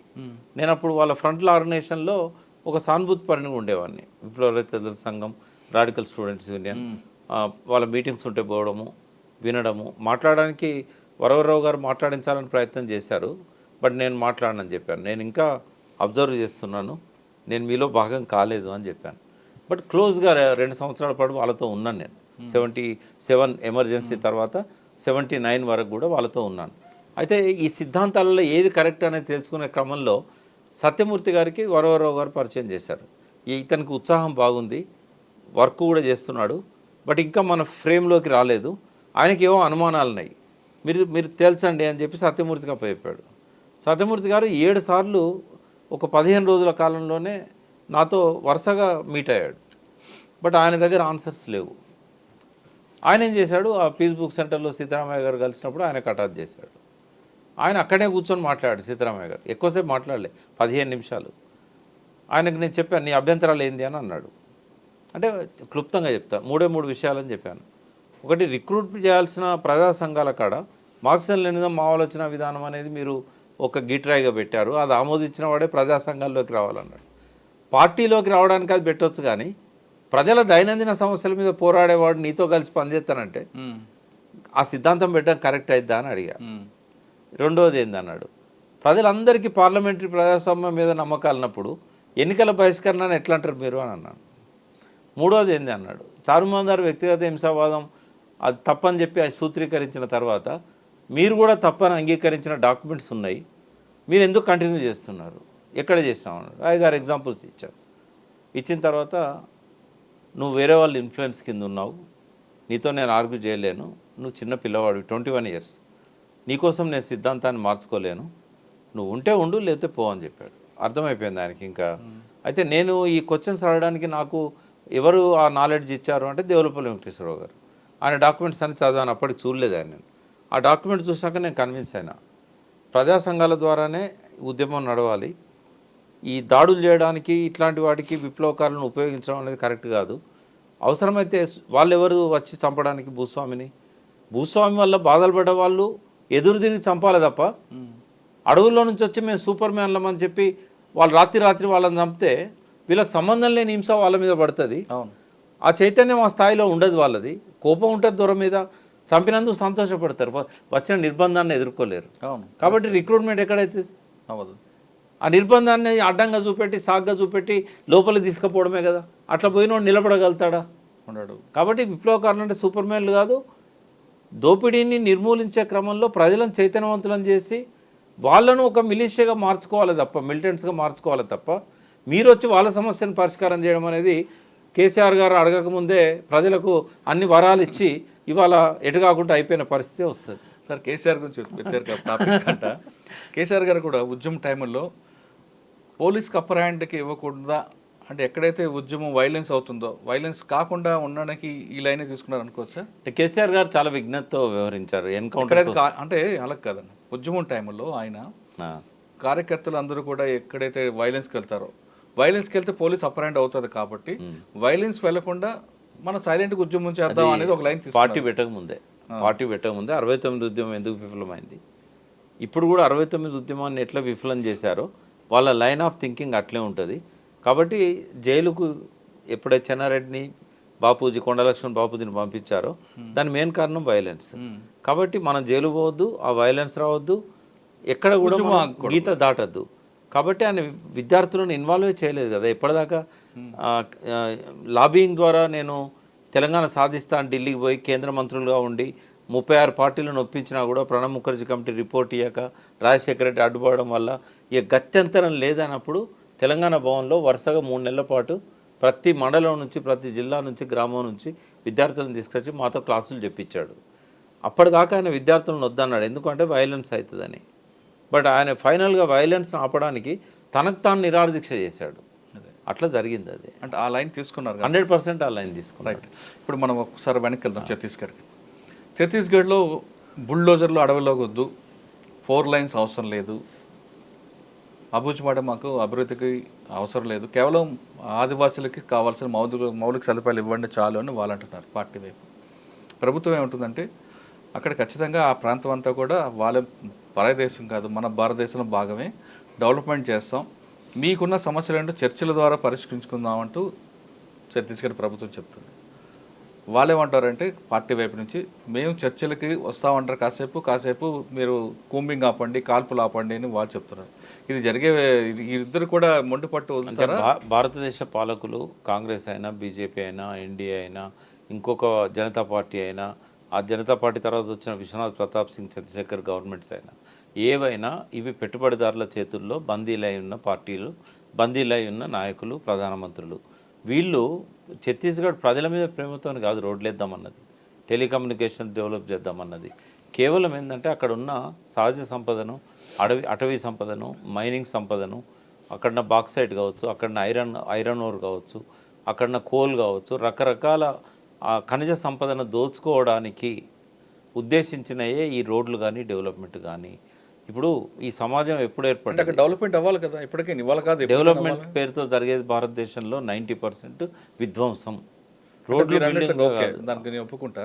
అలా కాకుండా మన సంపదను కాపాడుతూ, మన చరిత్రను కాపాడుతూ ఆ ఏరియాలో డెవలప్ చేస్తే నష్టం ఏంటి? నేను అనేది ఎవరు డిసైడ్ చేయాలి? మీరెవరు అసలు అడవి ప్రాంతాల్లో పోయి వాళ్ళ అభివృద్ధి గురించి మాట్లాడడానికి? What right you have? నేను ఏమంటున్నా అంటే ప్రజాస్వామ్యంలో ప్రజలదే పై చేయి. వాళ్ళకు నీకు చేతనైతే నార్త్ ఈస్టర్న్ స్టేట్స్ ఎట్లయితే కాన్స్టిట్యూషన్ షెడ్యూల్ 6 కింద వాళ్ళని తీసుకొచ్చావో ఇక్కడ ఎందుకు తీసుకురావు? చిరకాల వాంఛ కదా. వాళ్ళు చేయరు, చెయ్యరు. ఎందుకు చేయరంటే అది చేస్తే వనరుల మీద ఆధిపత్యం గిరిజనులకు వస్తుంది తప్ప ప్రభుత్వానికి రాదు.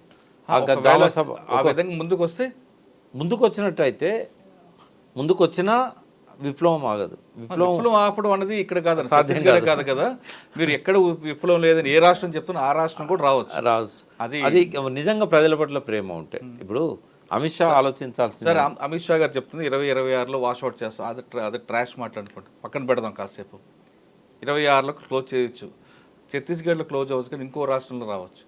ఉద్యమం అనేది ఎక్కడైతే సమస్య ఉందో ఇంకో రూపం మార్చు తప్ప దాన్ని ఆపడం ఎవడతరం కాదు.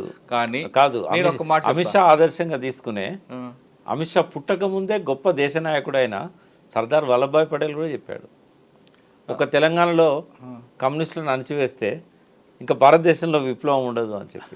సరే, ఇప్పుడు రేపు అమిత్ షా మునిమన్వాడు వచ్చినా కూడా మావోయిస్టులను అణచడం అనేది సాధ్యం కాదు. అది నేను మాట్లాడకూడదు, కానీ ఇప్పుడు నేను ప్రశ్న మాట్లాడతా. 26 పక్కన పెడతా ఉన్నా. సరే, వాళ్ళ మీద ఈ ప్రభుత్వాలకి ఏంటి ఆధిపత్యం అని మీరు క్వశ్చన్ చేశారు, రైట్? అక్కడున్న వాళ్ళే పార్టీ వాళ్ళకి రాజకీయ చైతన్యం కల్పించి వాళ్ళకి నిర్బంధం కల్పకుండా ఉన్న ఆదివాసీలని ప్రజాస్వామ్యం తీసుకొచ్చి ఎన్నికలు జరిపించుకొని వాళ్ళు ముందు పెట్టి చేయొచ్చు కదా. ఇప్పుడు ఏమవుతుంది, ఆదివాసీ ప్రాంతాలలో పార్టీ టికెట్లు వీళ్ళ అనుచరులకే ఇస్తారు, ఇచ్చి వాళ్ళ మీద రుద్దుతారు. ఒకవేళ అక్కడ ఒక రాజకీయ పార్టీ, నేను అనుకున్నది కూడా ఏంటంటే, ఇదేదో నేను పీపుల్స్ వార్ వాళ్ళకు డైరెక్షన్ ఇవ్వాలని కాదు, నేను ఓన్లీ విశ్లేషణ చేస్తున్నాను. అంటే ప్రజలకు ఏం కావాలో, ప్రజలు ఒక రాజకీయ శక్తిగా ఏకం కావడానికి సిద్ధపడాలి. అది బహుశా వాళ్ళకు ఉపయోగపడుతుందా ఉపయోగపడదా, వాళ్ళు ఉపయోగించుకుంటారా, వాళ్ళు ఎంత మేరకు వీళ్ళకి సహకరిస్తారు, ఎంత మేరకు వాళ్ళ కంట్రోల్లో పెట్టుకుంటారా అనేది సెకండ్ అంశం. మనకు సంబంధం లేదు, అది వాళ్ళకి సంబంధించిన అంశం.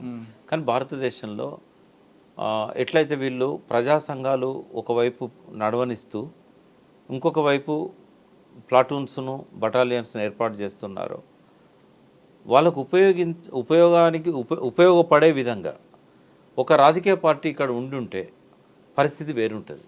ఎక్కడ? మొత్తం భారతదేశ వ్యాప్తంగా. ఓకే. ఇప్పుడు ఇవాళ జాతీయ పార్టీలు 2 ఉన్నాయి. ఈ 2 కూడా విప్లవానికి వ్యతిరేకం, ప్రజల యొక్క సంపదను కాపాడడానికి వ్యతిరేకం, ప్రజలు బాగుండాలని కోరుకునే వాళ్ళు కానే కారు. కరెక్ట్, ఇక్కడ ఉన్నాయి కదా మనకి 2 పార్టీలు. కాదన్న, కమ్యూనిస్ట్ పార్టీలు ఉన్నాయి కదా, అవి నిర్వీర్యం అయిపోయినాయి. వాళ్ళు సరిగ్గా ఉంటే ఇవాళ మావోయిస్ట్ పార్టీ ఎందుకు వస్తుంది? కొండపల్లి సీతారాం ఎక్కడి నుంచి వస్తారు? వాళ్ళు సరిగ్గా ఉంటే. వాళ్ళు ఫెయిల్ అయ్యారు కదా, వాళ్ళు ఎన్నికలకే పరిమితమైనలు. అయితే వాళ్ళు నిజంగానే ఇవాళ ఈ పద్ధతిలో వాళ్ళని వాళ్ళు మార్చుకోగలిగితే, నిజంగా వాళ్ళు పిడివాదం అనేది మార్క్సిజంలో స్థానం లేనిది. ఇది అందరు చెప్పారు, కార్ల్ మార్క్స్ దగ్గర నుంచి మావో దాకా చెప్పారు. వాళ్ళకి 5 ప్రధానమైన వ్యక్తులు ఉంటారు, Marx, Engels, Lenin, Stalin and chairman Mao. ఈ 5 చెప్పింది కూడా ఈ పిడివాదం కాదు మార్క్సిజం అనేది చెప్పారు. బట్ దురదృష్టవశాత్తు ప్రపంచం అంతా కూడా ఈ విప్లవకారులు ఈ 5 చెప్పిన దాన్ని పిడివాదంగా తీసుకున్నారు. వాళ్ళు ఎన్నోసార్లు చెప్పారు, నిర్దిష్ట పరిస్థితులకు తగ్గట్టుగా ఆయా కాలమాన పరిస్థితులు, దేశంలో ఉన్న ఆర్థిక, సాంఘిక, రాజకీయ, సాంస్కృతిక పరిస్థితులను దృష్టిలో పెట్టుకొని అక్కడ అప్లై చేయాలి దీన్ని అన్నారు. కానీ ఎప్పుడూ చేయలేదు ఎవరు. ఇప్పుడు ఎందుకు ప్రజలు రిక్రూట్మెంట్లో ఎక్కువ మంది పోవట్లేదు అని అంటే, ఇక్కడ కులాలు ఉన్నాయి, కులాలని పార్టీలు గుర్తించవు. ఒక్కడు వీరన్న కులవర్గ సిద్ధాంతాన్ని ముందుకు తీసుకొచ్చి చాలా తక్కువ టైంలో ప్రతి కులంలో కూడా ఒక మిలిటెంట్స్ను డెవలప్ చేశాడు. మోకు దెబ్బ అన్నాడు, తురుం దెబ్బ అన్నాడు, నంగారా భేరి అన్నాడు, సాకిరేవు దెబ్బ అన్నాడు, డోల్ దెబ్బ అన్నాడు. ఇట్లా వాళ్ళ లోపల ఉన్న యూత్ను మిలిటెంట్స్ని విప్లవం వైపుగా నడిపించడానికి వీరన్న ఒక ప్రయత్నం చేశాడు. అంటే అదే పార్టీకి నష్టం కూడా ఒక కాదు, విమర్శ ఉంది. అదే ఎందుకంటే లాభం. కుల సంఘాల పేరు మీద సంఘాలు విడిపోబట్టి పార్టీ వైపు ఎవరు రావట్లేదు. ఒక సంఘం సమస్య వస్తే అక్కడితోనే అట్లా పరిష్కరించుకుంటున్నారు. జరగలేదు. అది ఏమైందంటే అన్ని కులాల నుంచి ఆ యువకులు అంతా పార్టీ వైపు వచ్చారు. చాలా తక్కువ సమయంలో ఒక 14 దళాలు ఏర్పాటు చేశాడు వీరన్న. అంటే ఆయన అనుకున్న లైన్ ఏదైతే ఉన్నదో భారతదేశ పరిస్థితుల్లో ఆ మార్క్సిజాన్ని మావోయిజాన్ని ఇంప్లిమెంట్ చేసే క్రమంలో ఒక అడుగు ముందుకేసాడు ఆయన. కానీ ఆ టైంలో మిగతా విప్లవ పార్టీలు అన్నీ కూడా సైలెంట్గా కూడా లేవు. ఆయన చేసే తప్పు అని గొంతెత్తి తరిచినాయి, మావోయిస్టుల దగ్గర నుంచి జనశక్తి వరకు. నిజంగానే ఆ లైన్ను కనుక వాళ్ళు తీసుకొని ఉంటే ఇవాళ ఈ పరిస్థితి ఉండకపోయేది. రెండవది, ప్రజల దైనందిన స్థితిలో వచ్చే సమస్యలను ఎదుర్కోవడానికి వాళ్ళకు చైతన్యం ఇస్తూ తోడుగా నిలిచి ఆ రకంగా ఒక రాజకీయ శక్తిగా ప్రజల్లో ఉంటే ఇవాళ ఈ పరిస్థితి ఉండకపోయేది మావోయిస్ట్ పార్టీకి. రేపు విప్లవం విజయవంతం కావాలన్నా కూడా ఇది ఒక షరతు. నువ్వు అడవులలోనే విప్లవాన్ని నిర్మించలేవు. సమస్యలు ఎదుర్కొంటున్న ప్రజలలోనే ఆ విప్లవోద్యమ స్ఫూర్తిని, ఆ మార్క్సిజం లెనినిజం మావోలోచన విధానం ప్రిన్సిపుల్ని ఇక్కడ పరిస్థితిలో తగ్గట్టుగా నిర్బంధం ఉన్నప్పుడు ఎలాగొస్తారు బయటికి? నిర్బంధం వాళ్ళు తెచ్చుకుందే కదా. ఎందుకంటే ప్రజలు పెద్ద ఎత్తున విప్లవాన్ని కోరుకుంటున్నారా? లేదు. అక్కడ వాళ్ళకు సపోర్ట్గా ఉన్న ఆదివాసీలల్లో కొంతమంది వాళ్ళకు నిత్యం ఎదురయ్యే సమస్యల వల్ల వాళ్ళకు దగ్గరగా ఉన్నారు, వాళ్ళు రిక్రూట్ అవుతున్నారు, వాళ్ళు ఎదుగుతున్నారు, ఎన్కౌంటర్లు చనిపోతున్నారు. ఆ పరిమితమైన ప్రాంతాలలో మైనింగ్ మాఫియాను వ్యతిరేకించే ఆదివాసీలు, మైనింగ్ మాఫియా వద్దనుకునే వాళ్ళు, తర్వాత అక్కడ ఇతర దోపిడీలకు గురవుతున్న వాళ్ళు, ఫారెస్ట్ కావచ్చు, అక్కడ సమస్యలు ఏముంటాయి మురళి? ఇప్పుడు జల్ జంగల్ జమీన్ అని ఉంటుంది, జల్ జంగల్ జమీన్. ఈ 3 ఇష్యూస్ మీద అక్కడ పోరాటాలు జరుగుతూ ఉంటాయి. అక్కడ వరకు మాత్రమే ఆ పోరాటాలలో పీపుల్స్ వార్ యాక్టివ్గా ఉంటుంది, మావోయిస్టులు. కాబట్టే అక్కడ రిక్రూట్మెంట్ జరుగుతుంది. ఆ 20,000 మంది అక్కడి నుంచే వచ్చారు. అయితే నిజంగానే భారతదేశంలో విప్లవం విజయవంతం కావాలంటే వెనకటి రోజుల్లో పెద్దలు చెప్పింది, అంటే ఎవరైతే సిపిఎం పార్టీ నుంచి విడిపోయి చేసిన ప్రయత్నాలు, త్యాగాలు, వాళ్ళు చెప్పింది ఏంటంటే భారతదేశంలో 5 స్ట్రాటజికల్ ఏరియాస్ ఉన్నాయి. ఈ 5 కూడా, ఒకటి దండకారణ్యం, అన్నిటికంటే పెద్దది. దండకారణ్యం ఎక్కడ మొదలవుతుంది? ఈస్టర్న్ ఘాట్స్, కన్యాకుమారికి దగ్గరలో ఉండే సిరుమలై హిల్స్, ఇప్పటి దండకారణ్యం, దట్టమైన అడవులు అవి. నేను ఈ మధ్య చాలాసార్లు వెళ్ళాను సిరుమలై ఫారెస్ట్కి. ఆ సిరుమలై అడవుల దగ్గర నుంచి, అంటే దిండిగల్ అని అంటాం కదా, మదురై దిండిగల్ నుంచి ఇంకా టూటికురాన్, కన్యాకుమారి బార్డర్ వరకు ఉన్నది. అదే మున్నార్ డౌన్ నుంచి మీరు చెప్తున్నారు. అటు సైడ్ మున్నారు కేరళ, ఇటు సైడ్ వచ్చేసి మదురై డిస్ట్రిక్ట్ దుండిగల్.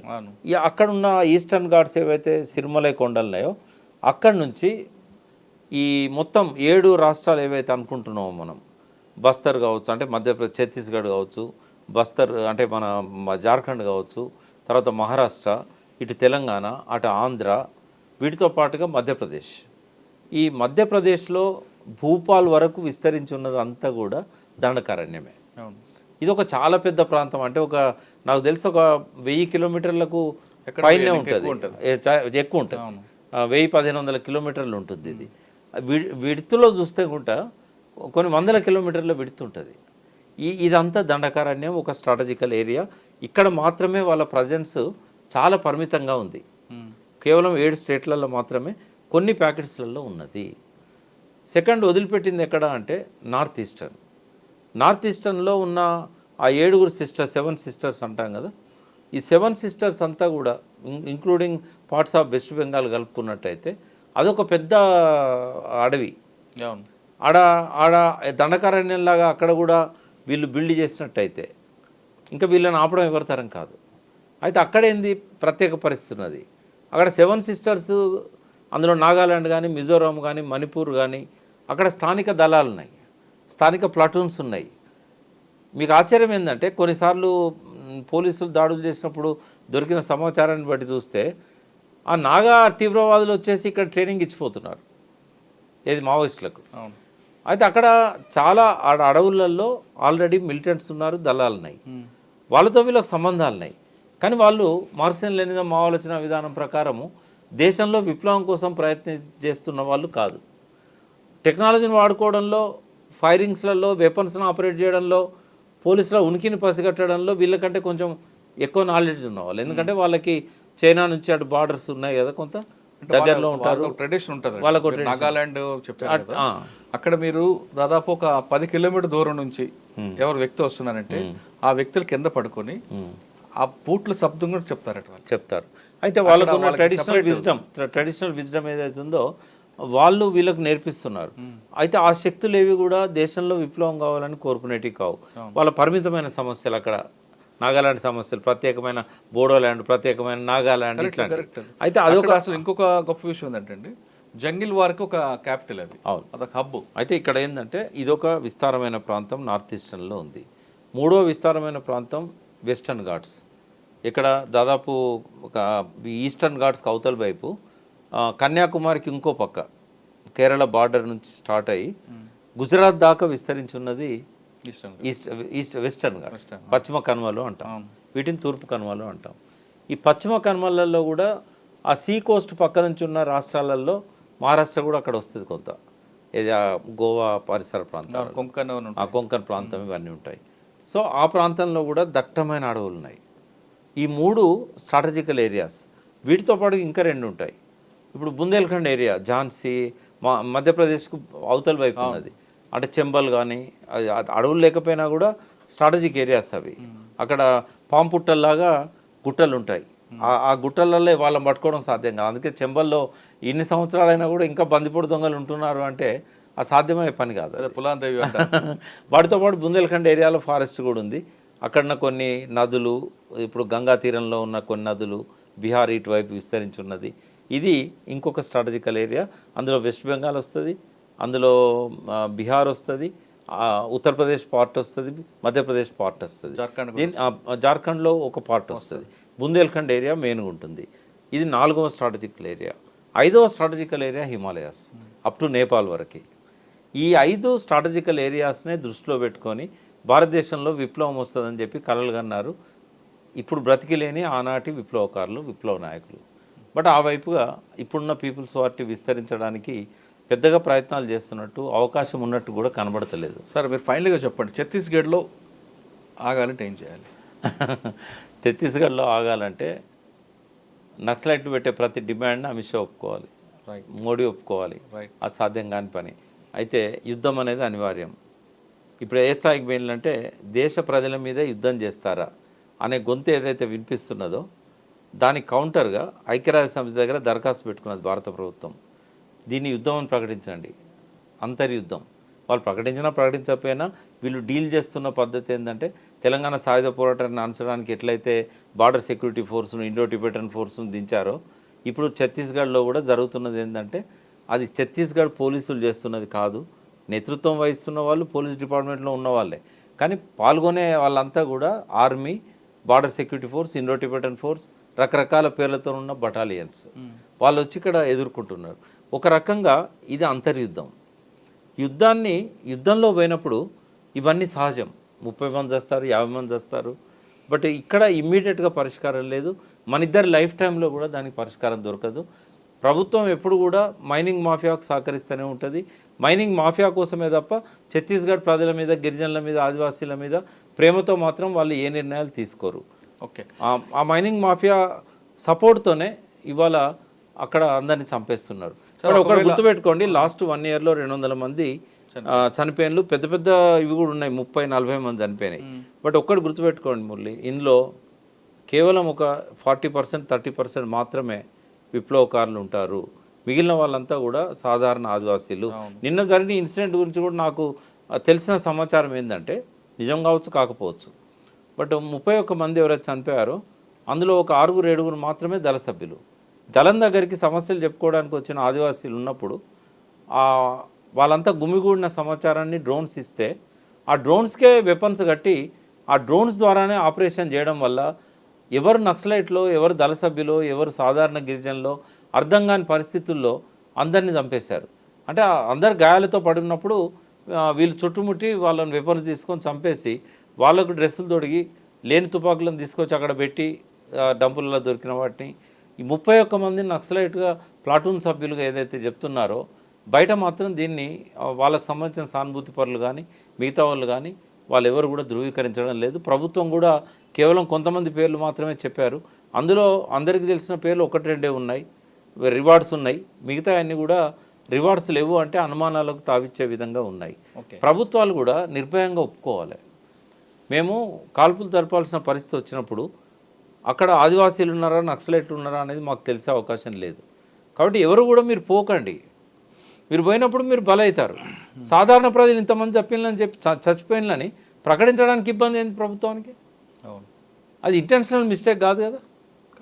కానప్పుడు మేము ఒక మనుషులు లేని టెక్నాలజీని వాడుతున్నాము. టెక్నాలజీకి ఎవరని తెలుసా? సార్ ఇక్కడ ఒక డిమాండ్ వచ్చింది కొత్తగా.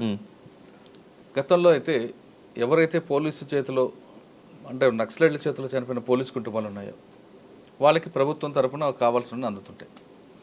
అదేవిధంగా నక్సల్స్ ఎవరైతే మన దీంట్లోకి వస్తారు పబ్లిక్లోకి, వాళ్ళకి సరెండర్ పాలసీ ఉంది. ఈ రెండు నడుస్తుంటాయి అక్కడ ప్రతి స్టేట్లో, సెంట్రల్ గవర్నమెంట్ పాలసీ కాబట్టి. ఇప్పుడు కొత్తగా ఇంకో డిమాండ్ ఏం తీసుకోవాలంటే కొంతమంది వాళ్ళు ప్రజా సంఘాలు అంటే వాళ్ళు ఎవరైతే పోలీసులు కాల్పుల్లో చనిపోయి ఉంటారు కుటుంబాలు ఉన్నాయి, మన 30 మంది అవ్వచ్చు, అంతమంది 200 మంది అవ్వచ్చు, ఆ కుటుంబాలు కూడా ప్రభుత్వం తరఫున ఆదుకోవాలి. వాళ్ళు పంపే డబ్బుల మీద కుటుంబాలు ఆధారపడి లేవు కదా. లేవు, కానీ వాళ్ళకంటూ ఓన్ ఎకానమీ ఉంది కదా. రెండవది ఏంటంటే వాళ్ళు ఏదో ఒకరోజు మళ్ళీ వచ్చి మాకు పెద్ద దిక్కు అవుతారని చెప్పి ఏ కుటుంబం అని నమ్ముతున్నదా? నమ్మనప్పుడు వాళ్ళ మీద ఆధారపడే లేరు కదా వీళ్ళు. లేరు, కానీ సానుభూతి కోసం వాళ్ళు దేశానికి దత్తత ఇచ్చారు. వాళ్ళను ఈ దేశానికి, దేశ ప్రజల విముక్తి కోసం ఈ కుటుంబాలు దత్తత ఇచ్చినాయి.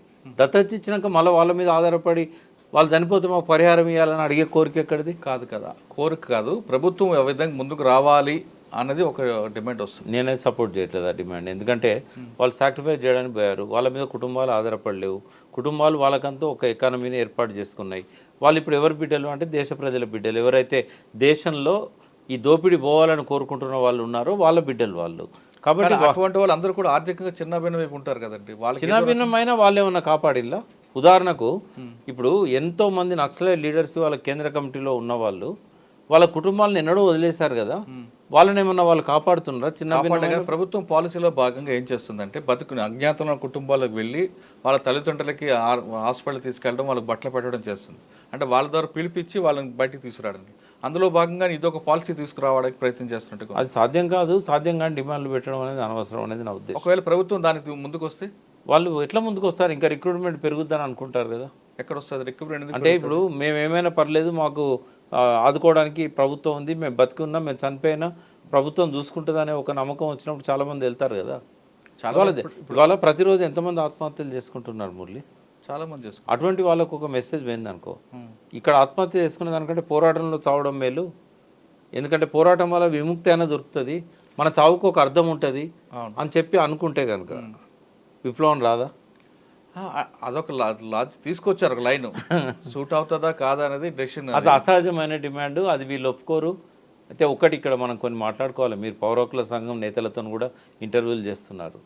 అంటే కంప్లీట్గా నిర్వీర్యం అయిపోయింది పౌర హక్కుల సంఘం. దానికి కారణం కూడా ఉంది. ఏమైందంటే మావో రాసిండు, రెడ్ టెర్రర్, వైట్ టెర్రర్ అనేది 2 విషయాలను ప్రస్తావించాడు ఆయన. ఈ విషయాలు నేను ఎవరితోనో కాదు, బాలగోపాల్తోనే. ఆయన పోలీసుల చేతుల్లో చంపబడ్డ ప్రభాకర్ రెడ్డి అడ్వకేట్, వరంగల్లో అగ్రవచారి చనిపోయిన తెల్లవారి రిటాలియేట్ చేశారు, ఇంటికి పోయి చంపారు. ఆయన బతుకున్నప్పుడు ఇద్దరు కలిసి మా ఇంటికి వచ్చారు. నేను ములుగులో అడ్వకేట్ని. అప్పుడు ఏంటంటే ఒక ఎన్కౌంటర్ జరిగింది మా ఊరు దగ్గర. అయితే మీరు కూడా మాతో పాటు రండి అని ఒక 10 మంది వచ్చారు. వచ్చినప్పుడు నేను ఓపెన్గా డిబేట్ పెట్టాను మా ఇంట్లో. ప్రభాకర్ రెడ్డి ఉన్నాడు, బాలగోపాల్ గారు మీరేమో మనసు ఉంది, హృదయం ఉంది, ప్రజల కోసం ఏమైనా చేయాలనుకుంటారు. ఈ చావులను వీటన్నిటిని చూసి మీరు ఎమోషనల్ అయ్యి పౌర హక్కుల సంఘం నేత, మీరు కార్యదర్శిగా ఉన్నారు. బట్ అవకాశం లేదు కదా కొనసాగడానికి. ఎందుకంటే రెడ్ టెర్రర్, వైట్ టెర్రర్ అనేది మావోనే రాశాడు. ఒకసారి యుద్ధ వాతావరణం వచ్చిన తర్వాత ఒకరినొకరు కాల్చుకుంటున్నప్పుడు పౌర హక్కులకు ఎక్కడ అవకాశం ఉంటుంది? ఆ మధ్యలో పోతే మనం బలవుతాం కదా అని అన్నాను నేను. ఆ తర్వాతనే 2 సార్లు బాలగోపాల్ని కిడ్నాప్ చేశారు. అంటే ఎప్పుడు కూడా యుద్ధ వాతావరణంలో మనం బయట ఉండి మాట్లాడగలుగుతాం, కానీ ఇద్దరి మధ్య మనం ఉన్నాము అంటే చనిపోతాం, చంపబడతాం. రకరకాల కేసులు అయితే సహజం. రామనాథం, ప్రభాకర్ రెడ్డి, జాఫర్ లక్ష్మారెడ్డి, ఇక ఆ వరుస మొదలు పెడితే పురుషోత్తం అంటే డైరెక్ట్ పోలీసులు చంపొచ్చు, నయం లాంటి గ్యాంగ్లను పెట్టి చంపొచ్చు, రకరకాల పేర్లతో వచ్చినాయి కదా అవన్నీ. కాబట్టి పౌర హక్కులకు యుద్ధ వాతావరణంలో అవకాశం లేదు. ఇద్దరు యుద్ధమే అంటున్నారు, ప్రభుత్వం యుద్ధమే అంటుంది, మావోయిస్టులు యుద్ధమే అంటున్నారు. అందుకే ఇక్కడ ఏం చేయొచ్చు అంటే ఒక వాయిస్ వినిపించకపోతే ఎట్లా? రాజ్యాంగానికి వ్యతిరేకంగా జరుగుతున్న వాటిని అయితే ఖచ్చితంగా ఖండించాల్సిందే కదా. అవును, నీకు నిజ నిర్ధారణ కమిటీలు పోవడానికి అవకాశం లేకపోవచ్చు, ఒక పక్షాన వాదించడానికి అవకాశం లేకపోవచ్చు, టార్గెట్ అవుతావు కాబట్టి. తెలంగాణ సాయుధ పోరాట కాలంలో లండన్ నుంచి ఎక్కడెక్కడ యూరోపియన్ కంట్రీస్ నుంచి ఖండనలు వచ్చాయి, అక్కడ మేధావులు ప్రతిఘటించారు, దీన్ని విమర్శించారు. ఇప్పుడు వీళ్ళకు చాలా దేశాలతోని ఇంటర్నల్గా సంబంధాలు ఉన్నాయి, ఎందుకు ఆర్గనైజ్ చేయలేకపోతున్నారు? ఇప్పుడు ఎక్కడెక్కడి నుంచో పేపర్ స్టేట్మెంట్స్ వచ్చినా కూడా అమిత్ షా లాంటి వాళ్ళు కొద్దిగా వెనకడుగు వేసే అవకాశం ఉంటుంది కదా. ఒక దేశంలో, ప్రజాస్వామ్య దేశంలో సొంత పౌరులను చంపే హక్కు నీకు ఎక్కడిది? నువ్వు ఎందుకు వాళ్ళను వేరే పద్ధతిలో ఎందుకు హ్యాండిల్ చేయట్లేదు? ఇప్పుడు మీరు అన్నట్టు ఛత్తీస్గఢ్ అడవుల్లో రిక్రూట్మెంట్ ఆపడానికి ప్రజలకు ఏం కావాలనో చేయొచ్చు కదా. మైనింగ్ మాఫియాకు విశృంఖలంగా వాళ్ళను యథేచ్ఛగా వదిలిపెట్టకూడదు కదా. ఇటువంటి వాటి మీద అంతర్జాతీయ సానుభూతిని, మద్దతును సమీకరించడంలో కూడా మావోయిస్టులు విఫలమవుతున్నారు. ఒకటి అక్కడ విఫలమవుతున్నారు, రెండవది ఇందాక నేను చెప్పిన 5 స్ట్రాటజికల్ ఏరియాలలో సైమల్టేనియస్గా మూమెంట్స్ని బిల్డ్ చేయడంలో విఫలమవుతున్నారు. ఎంతమంది కావాలి? 4 లక్షల మంది సైనికులు కనుక రెడ్ ఆర్మీగా తయారైతే 12 లక్షల మందిని ఎదుర్కోవడం వీలైంది కదా. ఎందుకంటే వీళ్ళు పొట్టకూటి కోసం పోయిన వాళ్ళు కాదు, వాళ్ళు పొట్టకూటి కోసం ఆయుధాలు పట్టిన వాళ్ళు. ఒక్కొక్కరు 10 మందికి సమానం అవుతారు కదా. అయితే ఇక్కడ ఏంటంటే వైఫల్యాలు సిద్ధాంతపరంగా ఉన్నాయి, స్ట్రాటజీలో ఉన్నాయి, వాళ్ళ టాక్టిక్స్లో ఉన్నాయి. ఇవన్నీ పునరాలోచించుకొని నిజంగానే మీరు యుద్ధం చేయదలుచుకుంటే ఆ యుద్ధ నీతిని పాటించండి. ఆ యుద్ధ తంత్రాన్ని మీరు అభిమన్యుడు ఏదైతే తెలుసుకోలేకపోయిండో అక్కడి నుంచి మీరు స్టార్ట్ చేయండి. మీరు అభిమన్యులుగా మారకూడదు, మీరు ఈ దేశ విముక్తి కోసం ఆయుధాలు పట్టిన వాళ్ళు. ఎట్ ది సేమ్ టైం సొంత బిడ్డలను కాల్చి చంపాల్సిన అవసరం అమిత్ షాకి ఎందుకు వచ్చింది? వీటన్నిటి మీద పెద్ద ఎత్తున చర్చ జరగాలి, అంతర్జాతీయ స్థాయిలో జరగాలి. భారతదేశంలో ఎక్కడో ఒక దండకారణ్యంలో జరుగుతున్నాయని చెప్పి ఎవరు వదిలిపెట్టాల్సిన అవసరం లేదు. తెలంగాణ ఉద్యమానికి ఎట్లయితే 30-40 దేశాల నుంచి మద్దతు వచ్చిందో, ఇక్కడ నేను మద్దతు ఇవ్వమని చెప్పట్లేదు, పీపుల్స్ వారు మద్దతు ఇవ్వండి, విప్లవంలో భాగంగా అండి అని నేను చెప్పట్లేదు. ఈ సమస్య పరిష్కారానికి మీరు అనుకుంటున్న లైన్ కూడా కరెక్ట్గా లేదని నేను చెప్పేది. నువ్వు నిజంగానే విప్లవం కోసం చేస్తే దేశవ్యాప్తంగా నీ ఉనికి కావాలి కదా. ఎక్కడో ఒక మూలనే నువ్వు బగ్గుమని మండి చల్లారితే దానికి అర్థం ఏముంటుంది? బూడిద మిగులుతుంది కదా. ఎంతమంది అభిమానులు కావాలి మనకు? కాబట్టి ఈ సమస్యను శాశ్వతంగా పరిష్కరించాలంటే అంతర్జాతీయ స్థాయిలో, జాతీయ స్థాయిలో, రాష్ట్ర స్థాయిలో ఎవరైతే ఇది అన్యాయము, లేకుంటే ఇది జరగకుండా ఉండాల్సింది కాదు, ఇది దారుణము, మన సమస్యల పరిష్కారానికి ప్రభుత్వం మెడలు వంచి మనం సాధించుకోవాలి, దోపిడీకి అడ్డుకట్ట వేయాలి, దోపిడీ ప్రభుత్వాలను మారిస్తే కాదు శాశ్వతంగా కూల్చాలి, ఆ పార్టీలకు ఉనికి లేకుండా చేయాలా అనే చైతన్యాన్ని కనుక ఇవ్వగలిగే ఆ వాక్యూమ్ ఉంది, అది కావాలి. ఇప్పుడు ఇవాళ 60-70% యువత, అంటే మొత్తం దేశ జనాభాలోనే 60-70% యువత ఉన్నారు. ఆ ఉన్న యువతలో కూడా 60-70% స్వయం ఉపాధి లేక, ఉద్యోగాలు లేక, గవర్నమెంట్ ఉద్యోగాలు లేక, ప్రైవేట్ ఉద్యోగాలు కూడా దొరకక, వేరే దేశాలకు వలసపోయే అవకాశం లేక, నిర్వీర్యంతో, అసహనంతో కొందరు క్రిమినల్స్గా మారుతున్నారు, కొందరు సూసైడ్ చేసుకుంటున్నారు, రకరకాలుగా అశాంతికి గురవుతున్నారు. వీళ్ళందరూ రేపటి రోజుల్లో మనం ఊహించినట్టే అక్కడ విప్లవకారులు కనుక వేరే దుకాణాలు తెరిచి వీళ్ళందరినీ రిక్రూట్ చేసుకొని విప్లవం వైపు టర్న్ చేసినాయి అనుకోండి, విప్లవం రాకుండా ఉంటుంది ఈ దేశంలో.